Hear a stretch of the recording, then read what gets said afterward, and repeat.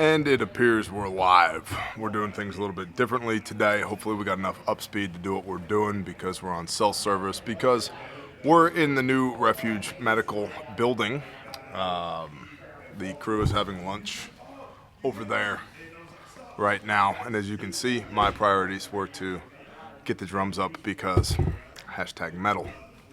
So apparently there's a new variant out right now, and we are all supposed to be super afraid of it, and everybody's supposed to run and cower in fear.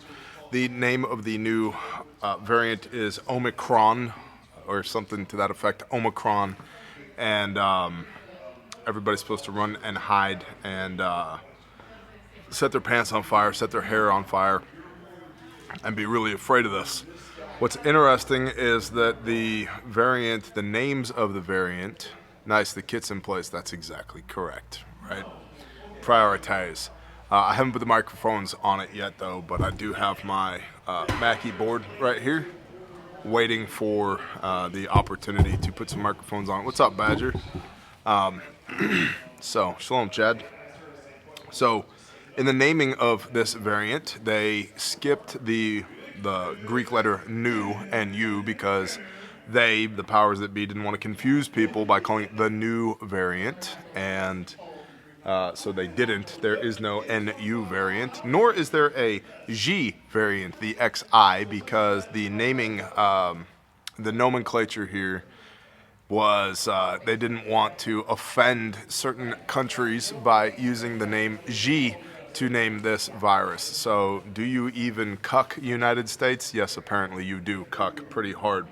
So now we have the Omicron virus. Some people are talking about how this could potentially lead to the need for, the Democrats are talking about this, could lead to the need for mail-in ballots for the midterm elections here in the United States. And that's already being rejected by certain representatives, namely from Texas, which is good, vowing that there will be no mail-in ballots this voting period because it's nothing more than vote farming by the Democrats, as we saw in the November 2020 elections. So, can you believe we're a year out from the midterms? And of course, like all things political, already being discussed.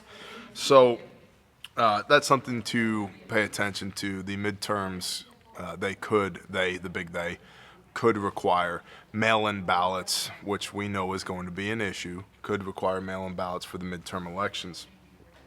The geniuses over at the World Health Organization are saying they need 2 to 3 weeks in order to study this variant, in order to come up with an effective vaccine for this variant. And I thought it was interesting that they're saying 2 to 3 weeks. Okay. Well, we've talked previously about the efficacy of the current jabification, because that was for the original variant, and as things have mutated, it's no longer applicable, regardless of whether or not it's being touted as safe and effective by the powers that be. And so now the WHO and the NIH are saying if all we need is 2 to 3 weeks to figure out what the variant is looking like with this, the Omicron, so that we can develop an appropriate vaccine for it. Saying nothing, of course, of natural immunities or, self-care and health and wellness. So Australia-type lockdowns. Hopefully not in the United States. We do the things over here. So, that's interesting. 2 to 3 weeks to study it.